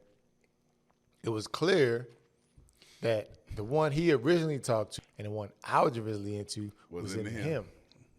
He was trying to push this effort, and I'm like, bro, that's not going to work. You're wasting time. So we wasted like an hour and a half, 2 hours, bro, for nothing, and then had to walk the fuck home. And it was like, I can't believe this shit. Like the whole time walking, I'm like, bro. And then when you come out the situation, they be like, yeah, man, she just kept talking about you. I'm like, you knew. Like, what you doing? Like, you know what I'm saying? Like, yeah, but like it was. I don't know. I had some good times as a kid, man. Yeah. You know what I'm saying? It was a lot more. I ain't gonna say innocent. You know what I'm saying? But it was a lot more like just safe. It was just fun back then, bro. Like It was fun. You know what I'm saying? It was a lot more fun. Them missions wasn't bad back then. It wasn't bad, and it's crazy. Like people look at Miami and they be like, I guess that's any city that it was bad, but bro, like it was some good times back at the crib, bro. Yeah. For real. You know what I'm saying? When I look back on them, I done got out of some crazy situations, but it was some situations that was just like, we can laugh about that shit now. Yeah, I don't put people in situations just to see how they react in the situation, and it don't come out great. Don't come out great. I got a homeboy. You get them homeboys that be bragging about what they do and who they messing with and what they got going on. I was like, oh, that's you? Oh, okay. You in the barbershop talking big cash stuff. So I was like, all right, I got something for you. Hey, set this up right here. Just be ready when we get there. Right? She was like, okay, cool. What we got? I said, I need you to have like 5 of your girls there. And I want them no clothes on when we get there. She's like, all right, bet. Took my dog up there. This the bragging now. Took him up there. As soon as they opened the door, he was like, yo, Meth, they ain't got no clothes on, Meth. I was like, oh, I thought that's how you like it. You know what I'm saying? So we went into the living room and we all sat down. I looked at him like, he was like, yo, what we doing? The girl's like, whatever you want to do. We ain't got nothing on. I was like, oh, you can have all 5 of them. I'm supposed to do all 5 of them. Oh. All right. You ain't got no clothes. They ain't got no clothes on. You got clothes on. You can have all 5 of them right there. But it's on everything. But he said, I said, hey, I'll be right back. I'm going to the store. He was like, are you going to leave me here? Yes. This is what you do. I'll be back. I'm going to the store. So I went to the store. I was gone. When I leave, I have other things in my head. So I get to the store. I was like, dang, they ain't got the Gatorade I want. So I rode to another store. And I went to get the Gatorade. And I was like, damn, they ain't got Big Newtons. So I done went to like 5 stores trying to find the Gatorade Big Newton. So this got to be like an hour gone by. So I was like, shit, by the time I get back, he should be the man by the time I get back. So I got back, walked in the crib, and they was like, dawg, where you been at? I said, dawg, I couldn't find the Gatorade and the Fig Newtons, but I finally found the store. But I'm good, though. Everybody straight. I like, are y'all playing Tonk? She was like, yeah, we've been playing Tonk. He said we've been playing Tonk since you left. I said, that was an hour. I said, y'all ain't do nothing else? My hunger looked at me and smiled. Nope. He ain't even moved from that spot. So we got to the barbershop like the next day. So I walked in the barbershop. I was at the barbershop a lot for the simple fact a lot of my homeboys are dope boys. And that's all we hung out at, right? So we in the barbershop. And they all waiting to hear his story, though, right? Because they all knew when we left. They was like, okay, Kim, Meth done got you set up. Yeah. Okay. Man, he was like, I ain't gonna lie, man. That kind of threw me off, man. It took me out my game because I didn't know what to do. I wasn't expecting that. I was like, what was you not expecting? Like, they had no clothes on. All you had to do was take yours off. Yeah, man, but you talking about all 5 of them, like, I could have just had 1, but it was all bad. I was like, sound like excuses to me, Mr. You kill him, you smash him, you throw him to the side, Mr. King Kong. I'm talking about, dog, we went to work, we joned him so bad in the barbershop, like, he stopped showing up for like a week. Every day, he couldn't tell them stories no more. You know what I'm saying? He couldn't tell them stories. And every time he talked trash, like, yo, you want to go back to the crib? Burn him. You know what I'm saying? So, nah, man, it was the days. Yeah, that's good old memory lane. You know what I'm saying? Yeah. Good old memory days. It ain't like that no more. Nah. We got war stories from back in the days, but you know, like I said, it's all about the growth and learning experience. And see, most of the people I hung around with was kind of like, we always just like, I think that's why we meshed together, because we were all kind of like low key, like, you know what I'm saying? Like, it was never like no braggadocious. It was never like everyone knew. Like, you know what I'm saying? It was kind of like if you knew within the circle, but the circle was so small, it wouldn't even form a circle, bro. I ain't gonna lie to you. It probably a form. I don't even know if it'll form a square, more like a triangle. More like a dot. You know what I'm saying? Like, that's how small the circle, you know what I'm saying, was when I was growing up. Because my thing was, I had like, as I'm older now, I realized I had friends and I just had people you went to school with that you were cool with at the time. You know what I'm saying? And like, when I reflect back on it, like I only had like I said, a couple of friends, motherfucker, we formed probably a triangle. You know what I'm saying? Ain't so much even as a circle. And yeah, it just didn't, I don't know, the vibrations, the vibes was always just like, you know, just under like smooth under the radar. You know what I'm saying? And that's just kind of like how it always been. You feel me? But yeah, that's a funny, crazy story though. With old boy. But yeah, I don't know, man. Our shit was just kind of like we just floating around. Yeah. You know what I'm saying? Ain't never caused no like, it wasn't never no drama. It was just like niggas floating around having a good time, bro. That's what life was so much. I be trying to tell my kids that like, nigga, enjoy life. Life is fun if you just enjoy it. Just boy being simple things of life, man.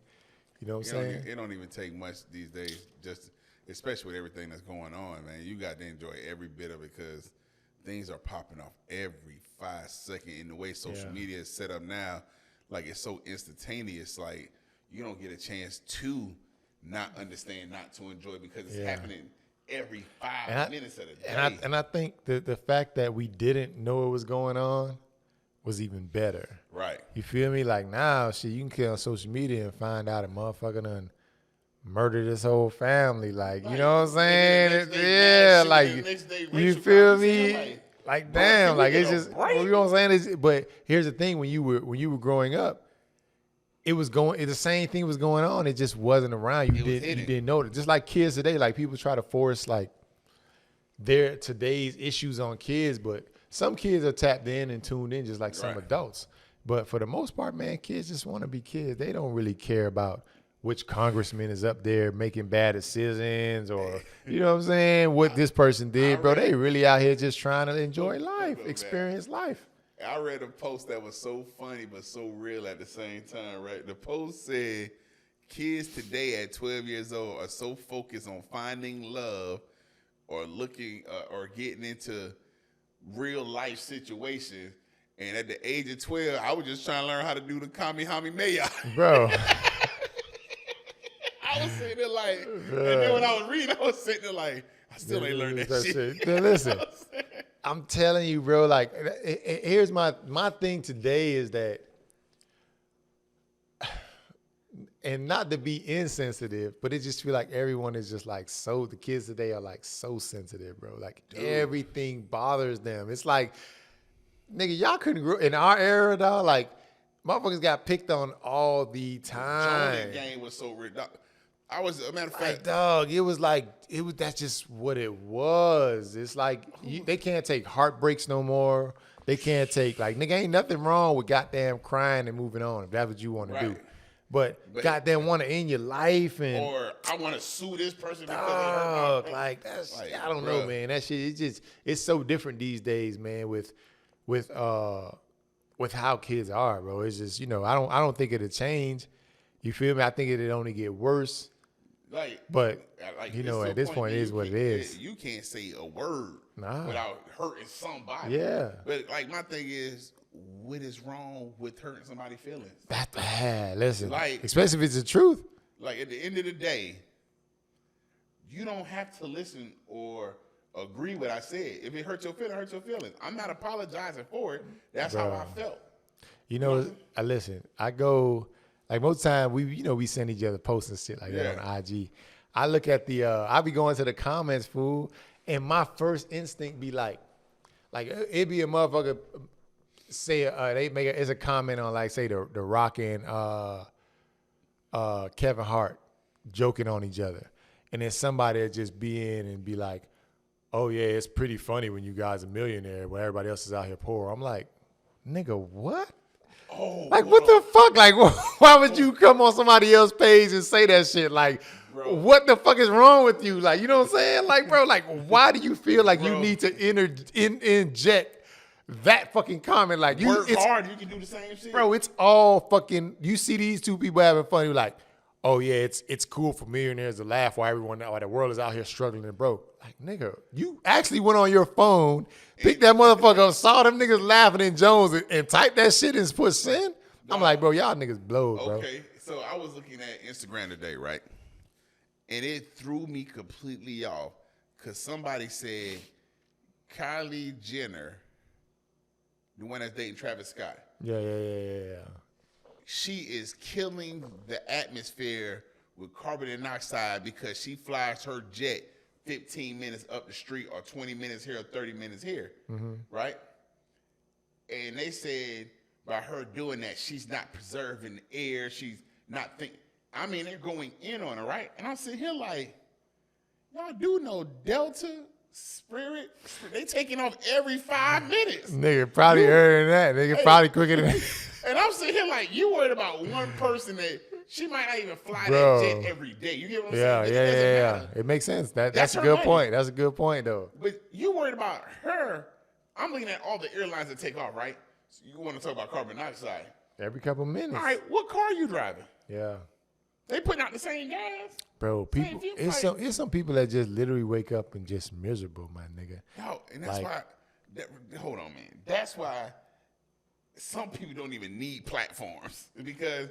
That's the thing. It's not even their platform. It's just they go on other people's shit in hopes to ruin a motherfucker day, which is so crazy to me, dog. Like, for you to wake up, like, I've never woken up or I've never went throughout my day like, how can I fuck someone else's day up? What can I do to say, what can I say?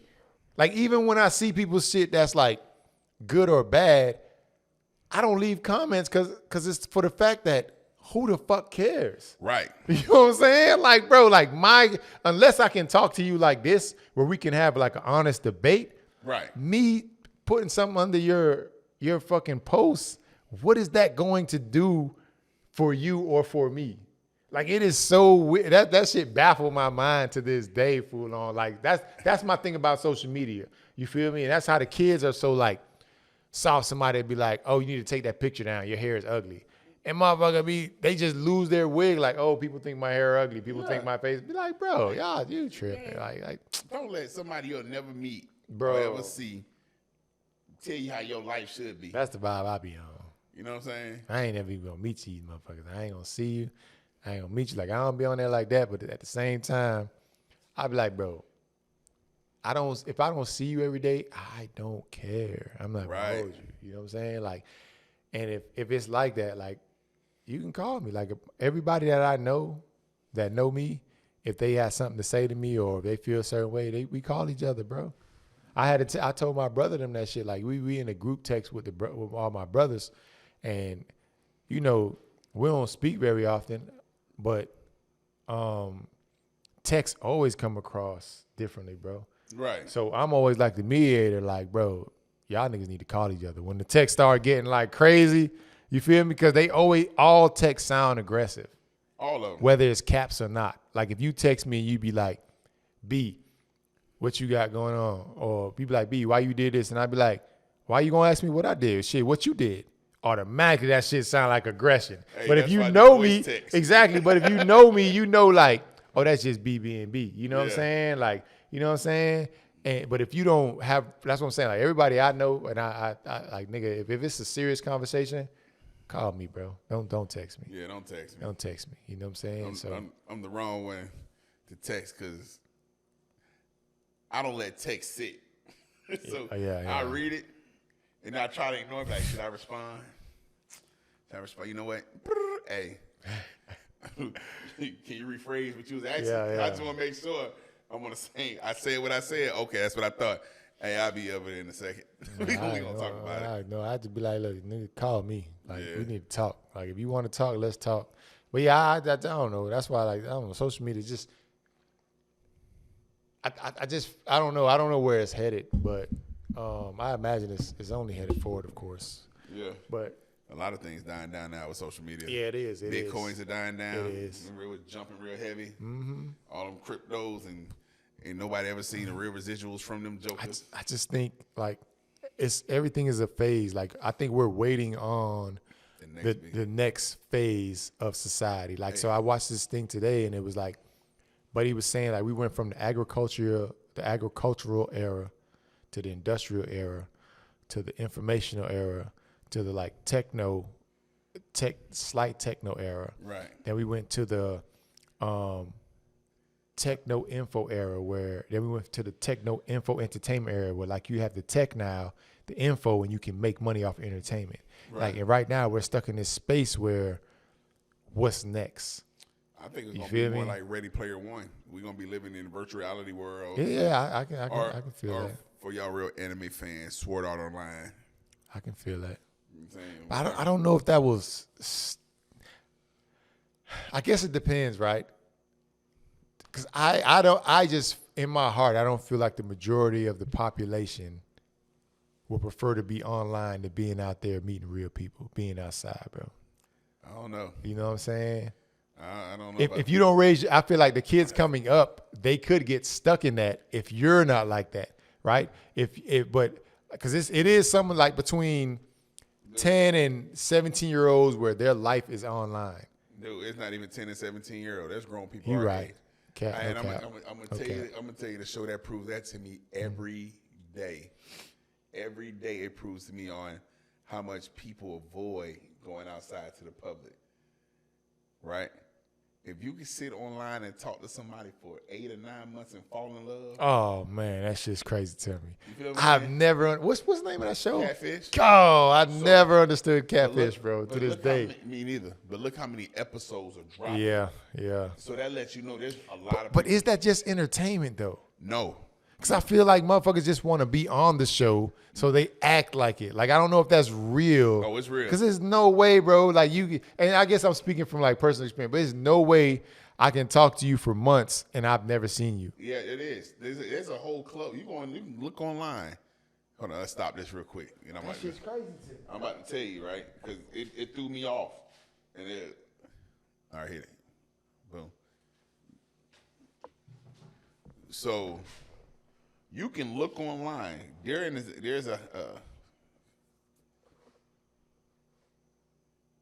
hold on. I know what it is. I'm just saying that shit is crazy. Well, I don't know what it is, but you about to show me. But it's just crazy that I can't talk to someone online. One, if I've never seen you in person, and two, fall in love with you. Like, are you kidding me, bro? I've never seen you before. Like, right. So what are we talking about? There's a whole society. I didn't send my message because we've been here a while. But there's a whole society that has anxiety. There's a whole website group where people are really having anxiety attacks and panic attacks, and they're really introverts where they just really don't want to go out.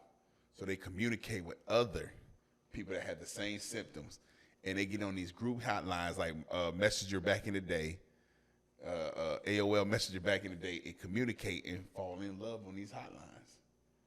And it's a group. There's a couple of groups on Facebook, and I was like, to me, it's very interesting. Yeah. Because it's probably kind of hard for us to believe that because we always out, we always shaking hands, we always talking.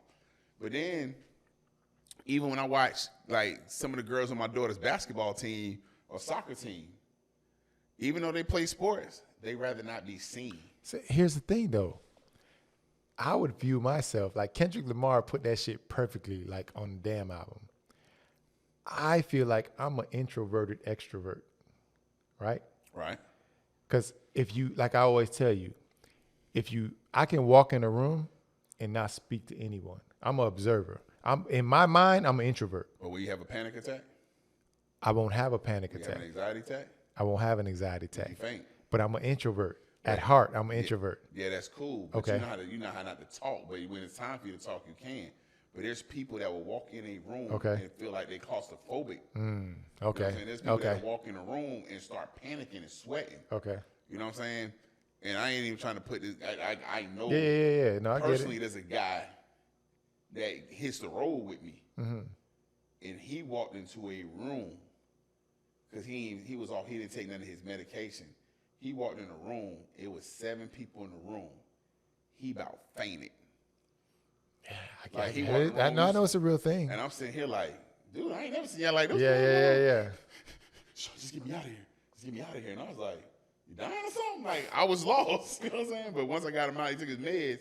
He explained to me what was going on. And I was sitting here like, oh, shit, that's the person I seen in person. Yeah. That's how it look. Okay.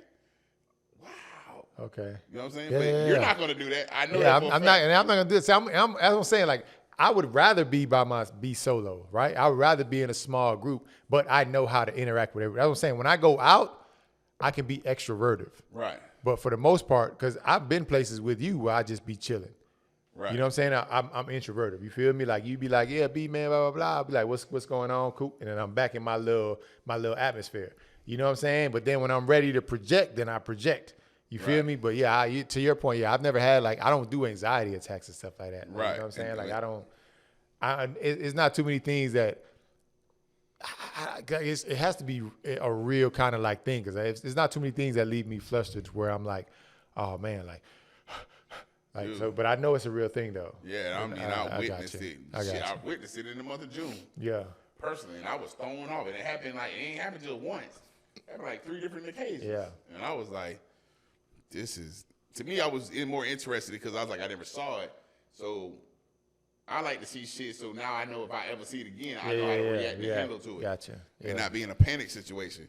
But you got people like that, you know what I'm saying? Mm-hmm. And how else you gonna meet people if that's scaring you? And it's sometimes through line. But we're so cool. We're so old school. Like, you got 2 conversations online with me, and we got to see each other. Yeah, for real. You know what I'm saying? Like, I ain't trying to FaceTime you. Yeah. I ain't trying to Skype. But also, right, even on that note, right, the way online set up now, like, even you can find your crush on OnlyFans and not even ever interact with, just pay to watch her. Think about that, right? You can find a girl that fits your criteria, pay her subscription just to watch her, and never interact. Which would be fine with you anyway, because that's kind of like your vibe. But it's a $1 billion industry, so there's a lot of people out there that are like that. So to me, they are the ones that are having the anxieties of the real world, because you're so focused on sticking to online fantasies. You know what I'm saying? You got to really look at it. Look how many girls are getting BBLs now, right? Look how many Instagram models are. I don't even know if they models no more, because they don't even wear clothes too much. They got enough just to cover their nipple and their vagina, right? And they're guys. If you're a female on Instagram, there's no reason why you should have 1 million followers, especially if you're half naked, because there's so many women and guys commenting and watching, shooting the shot. You know why he's shooting the shot? Because you wouldn't shoot a shot to the same girl that looked like her around the corner, but you know you don't have a chance because you're never gonna meet her, right? And at the end of the day, you live in your fantasy because of your anxiety through it, and that's the way I see it. I'm gonna tell you, it's something crazy. I seen this shit the other day, and we probably ain't gotta post this piece, but it was what's the old girl name? Timestamp 10-10-10. Yeah. What's the old girl? Lovely Luna. She a porn star. She posted this message of this guy that jumped in her DMs. She was like, I'm sick of this shit, basically. And the nigga was just talking. He was like, I know I'd never meet the same thing he was just talking about, fool. He was like, I know I'd never meet a girl like you, but I just want you to know I'll suck every part of your body and blah, blah, blah, blah, blah. And she was just breaking down. She was like, first of all, you don't even know me. Like, why would you want to put every piece of my body? Why would you want to put every piece of my body in your mouth? You know what I'm saying? And she was like, he was like, yeah, I'm a pretty boy, but I'm kind of shy. She was like, well, you telling me that already told me that you insecure, blah, blah. So the same thing you saying is how she was breaking down her DMs. Like you said, he probably know he ain't gonna never meet her.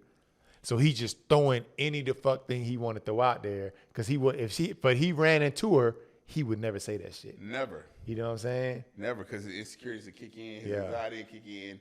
he'll panic. Yeah. You know what I'm saying? Like what they used to, the old school porn stars, right? Everybody used to be like, yo, I could do this game. I could be a porn star. Yo, I can go out there and kill it. He ain't even doing it right? Because as a guy, you thinking that's what you can do. And then you get on set. Now that we film, that shit different. Right. Now that we cut. You know what I'm saying? Cut. Yeah. So can you imagine, since we film and we seen it in action before, right?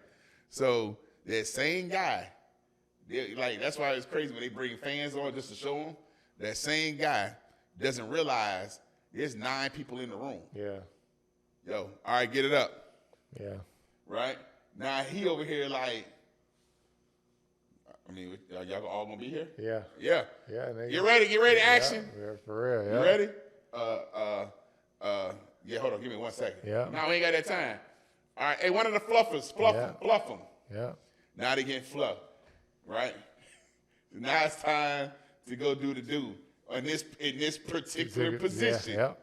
Because what you don't realize, you got to pause, take pictures, stop. Back in the day, you actually stop, like you said, take the photos. You really getting that 45-second to 2-minute clip, right, on that one position. So now you got to stop again. You know what I'm saying? And you can't go hard. Yeah. You can't do none of your strokes hard because look, they gotta be able to get the angle where you barely going in. So you're not even giving the whole thing. You're barely going in there. So you're getting that angle. Boom, boom. All right, stop. All right, go take a shower. Go get cleaned up real quick. Go get cleaned up. Yeah. All right, let's see how this take came out. Boom. All right, cool. All right, be back in 30 minutes for this position. Come back, and you're in that position. You on set like one girl say she was on set for like 12 hours. For one scene. Yeah, for one scene. And when you start filming movies and stuff, you understand, like, that's really how it go. Yeah, hell yeah. Need to be on set all fucking day. So that go to say, like, it's easy to talk that talk. Yeah. But when it's time to be in front of the situation, you really ain't gonna be able to handle it. Yeah. You know what I'm saying? And that's why a lot of people work through that, through the online situations, and then when you run into somebody online that's just like you, and she the opposite sex, or it could be the same sex, have you float your boat, it's easy to have that conversation. Yeah. You know what I'm saying? And then they go from, hey, how your day? And then they go to checking up on each other. Then so you can really be engulfed in somebody's life and never meet them. Never meet them. Wow, that's crazy. It's not crazy. We do it now. I don't do it. No shit, no, I don't. All right, I tell you what. Check this out. Hold on. Ain't nobody. Everybody I talk to, okay, go ahead. Somebody's life, right? Who? Go ahead. Don't even pay attention. And we do it subconsciously. We don't even realize. Go ahead, talk to me. All right. Kevin Hart and The Rock. They got a movie coming out, right? I don't interact with them niggas. You ain't got to interact. Like, you never interact. They never really interact with each other either way. But we know what's going on in other people's lives. Yeah. Right. We're engulfed in their lives. That's what celebrity lifestyle is. Yeah, but I'm not like, they don't make or break me though. No, not you. Not you. Okay. But the thing was being engulfed in somebody else's life. Like, I can go back, and as we do it subconsciously, you just basing it off of them having a pure conversation and falling for each other, right? But even if you never have a conversation, you can still be involved. Like, every time Jay-Z got an interview, I'm watching it. Yeah. You know what I'm saying? I see what I'm you're saying. engulfed with all what the he smoke. got to say. Yeah. You know what I'm saying? All the smoke saying. come out, I'm like, okay, I'm there every Thursday. Just like your favorite sitcom. Why? Because you're into what's going on in that situation. The same way you would be. I think that's different from me actually meeting someone online and fucking talking to them like we finna be together for the rest of our lives though. Like I can cut. I watch The Pivot. I watch All the Smoke. The Kevin Hart Heart to Heart with Jay-Z I just watched on the way up here to Macon. I watch them, you know what I'm saying? Because here's the thing. It's information that I'm not privy to where I have access to now. But it's not the fact where if they said something that I don't agree with, I'm like, oh, I don't agree. Like even in the comments, like I see people in the comments like, oh, he said this, he did that. Like I'm not that type of, and I get you say it's me, but I'm just saying like, I'm not where it's like, oh, I didn't agree with this, or man, I can't believe he did that. I'm just. But it's like we had earlier. Look how many people in the comments that goes there just to feel. Yeah, I get you. Because they engulf. Yeah. Message. They ain't never had to talk to them. Yeah. But I guarantee you, every poster is right there sitting there ready to make a comment. Yeah. Because they engulfed in that person's life. You ain't got to speak and talk. I mean, but some of us do it subconsciously. Yeah. When certain actors drop a movie. I mean, you go, like I say, I just don't see me meeting a girl, talking to her online, and then, god dang, not seeing her for 8 months and then disappointed when I see her. You know what? On one of them Catfish episodes, bro, when the dude called to talk to her, she had her friend stand in. Her friend, or his, I forgot it was his or her friend, was fine as hell. She stood in so that he thought that's who he was talking to, so he thought it was okay, it was all good. But when he actually got to the meat and bones of it, he realized that was just a friend. It wasn't even a real person. You know what I'm saying? And so, like you said, after like 2 conversations, bro, we need to link. Right. You know what I'm saying? That's us, though. I don't do we not doing long distance if I never see you. Like if I bump into you and then you happen to live somewhere else, we can chit chat for a minute. But nigga, I'm not meeting you online if you in goddamn Nebraska. You know what I'm saying? Like that's not going down. Fool. That's the era we grew up in, though. But I'm just saying, like, when did it switch? How did it switch, though, fool? Is what I'm asking. It started switching when MySpace popped off.